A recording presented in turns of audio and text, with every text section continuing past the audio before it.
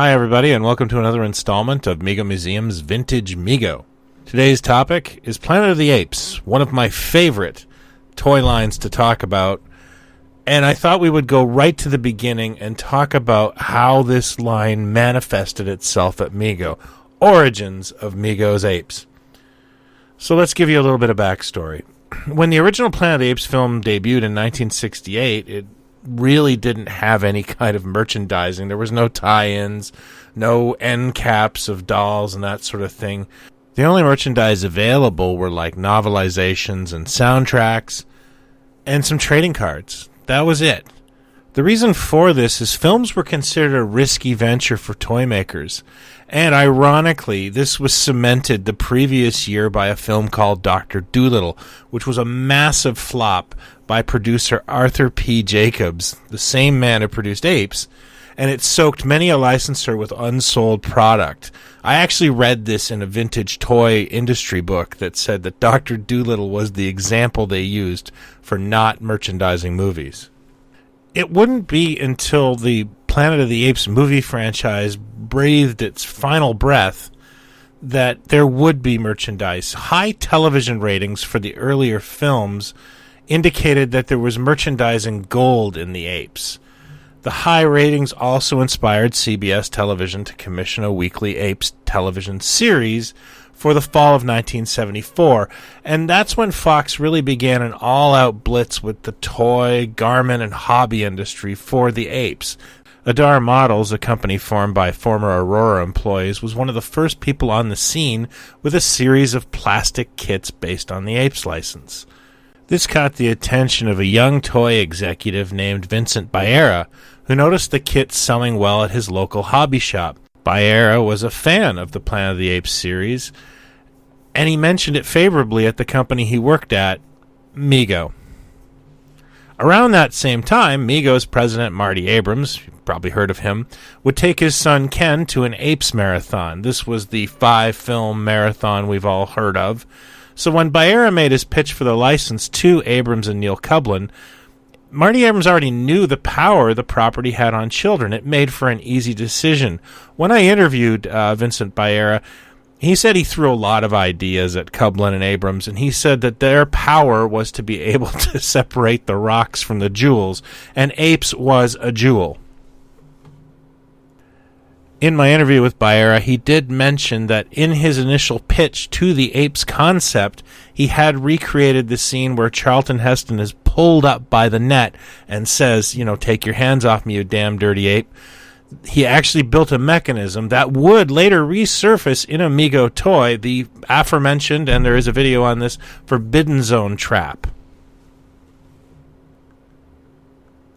Mego called the licensing agent immediately for 20th Century Fox and found that they had a deal ready to go with rival company Azrak Hamway International, or AHI. So Mego did the logical thing and outbid them at the 11th hour for the action figure license, although AHI managed to create a multitude of products, and more on this later. This would also explain why the Apes action figures were a little more pricey than the superheroes or other items. I think Mego had to pay a bit of a premium to get the license. One of the most wonderful things about the Planet of the Apes license is these wonderful photographs we now have of the original concept figures that were created by Mego R&D, including Vincent Baera. These were obviously made using the Darr model kit heads, which are a similar scale to the 8-inch Action Jackson body, and the Mego Corp people put them together utilizing what appears to be some denim and other fabric swatches. Of course, these crude designs changed once they hit the factory, but many of us remember these figures from the back of Captain Company ads in publications by Warren, like Famous Monsters of Filmland and Creepy and Eerie, where they were featured as a pre-sale. You'll also notice in the ad that the astronaut is wearing an Action Jackson Air Force outfit complete with holster and sidearm, which was obviously not included in the final production figure. The astronaut himself is a curious figure. It is a unique head sculpt. Some people have conjectured that it is a rejected design for something else. He is famously pictured on an Australian box for a Dynamite pool as a competitor to Don, I guess, another one of Dinah's suitors. It's really not known if he is created for the series. Charlton Heston's likeness was not available for this Planet of the Apes merchandising blitz.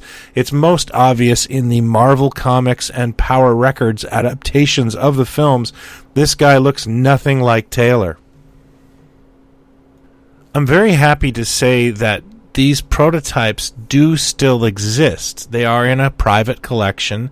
The original owner is a former Mego employee, and they did allow some photography about 10 years ago. That's how I have these.